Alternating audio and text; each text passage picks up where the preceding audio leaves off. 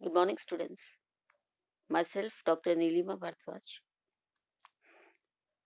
Associate Professor in Botany, Government College, Kota.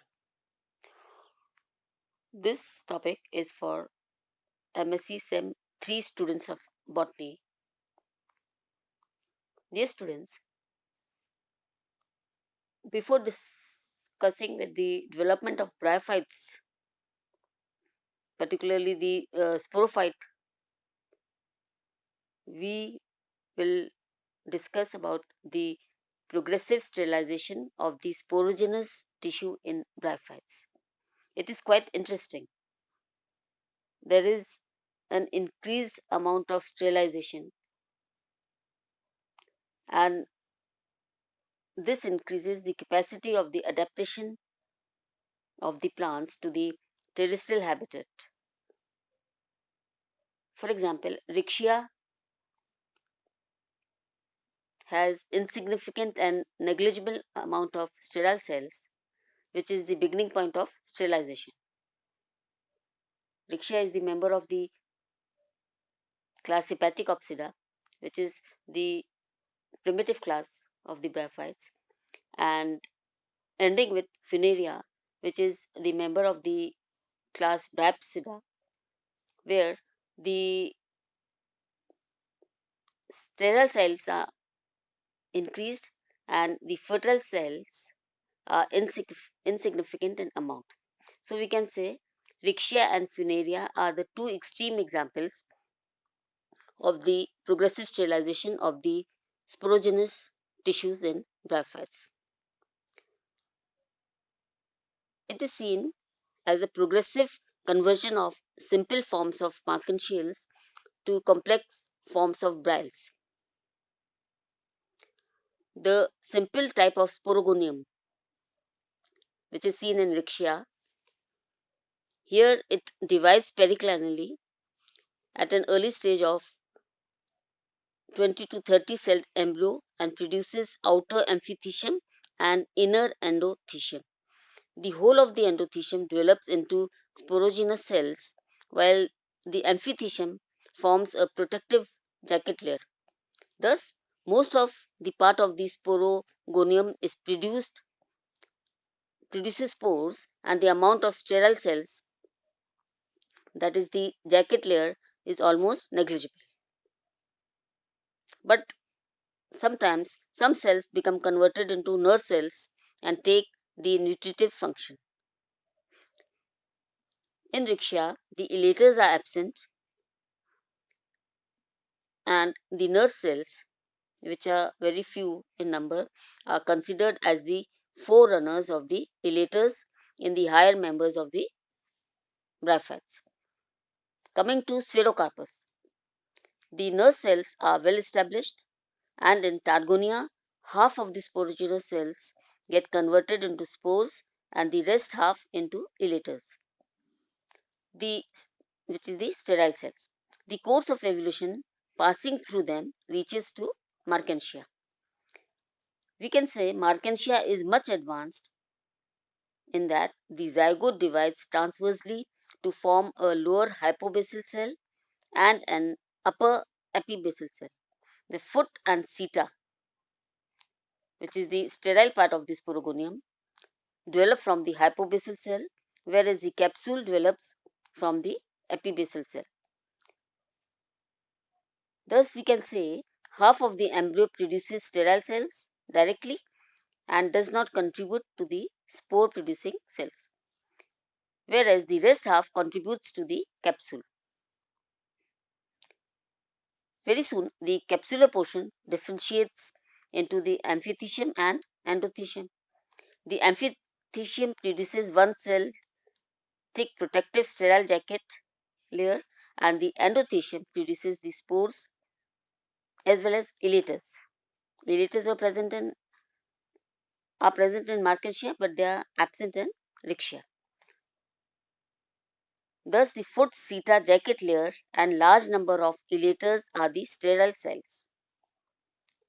Palea represents a still more elaborated form, showing further progress in the sterilization of the sporogenous tissues.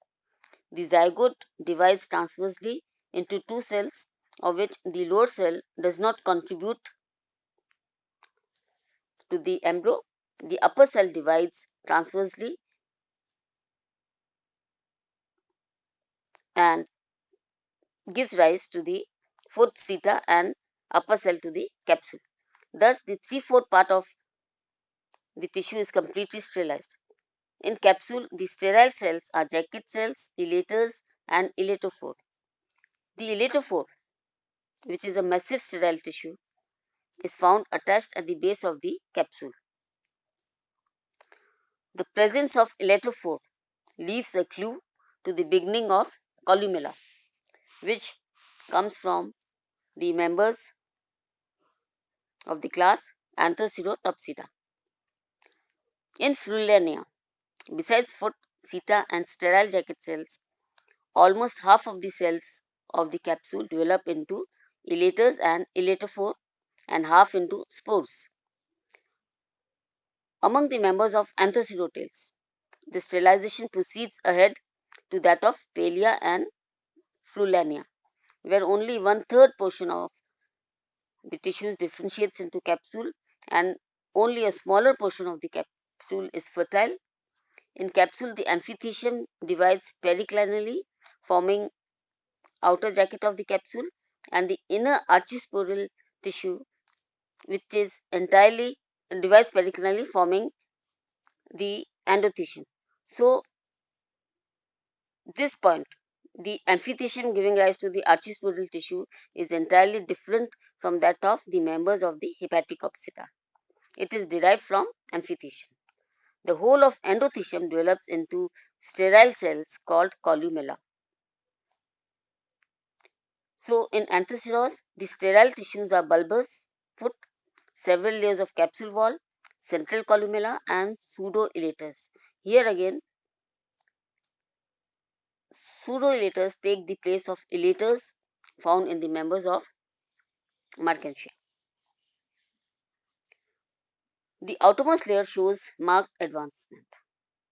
The jacket is more than 1 cell thick and differentiates into outermost layer, the epidermis, which possesses the chlorophyll, and stomata are also present in the epidermis.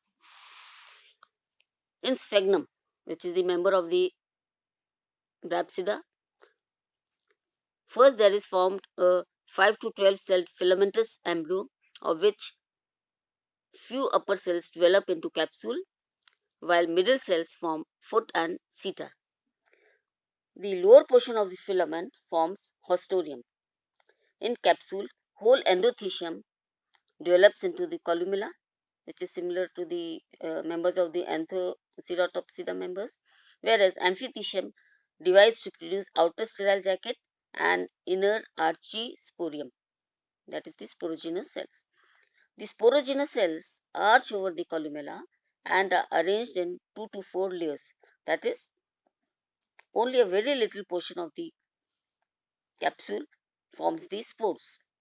In Funaria, which is the extreme member, the sterilization reaches to its peak, where the major portion of the capsule is much more complex and sterilized. The seta is well developed with ill-defined internal differentiation in cell size. The capsule consists of several well-developed sterile regions such as operculum, peristome, apophysis, columella, capsule wall of chlorophyllous cells, and epidermis with stomata. So, to conclude, the increased amount of sterilization increases the capacity of adaptation to the terrestrial habitat of the plants. In bryophytes, rhexia with insignificant and negligible sterile cells is the beginning point of sterilization, which culminates into Funaria, where fertile cells are insignificant in amount. Thus, we can say rhexia and Funaria are the two extreme examples. In our next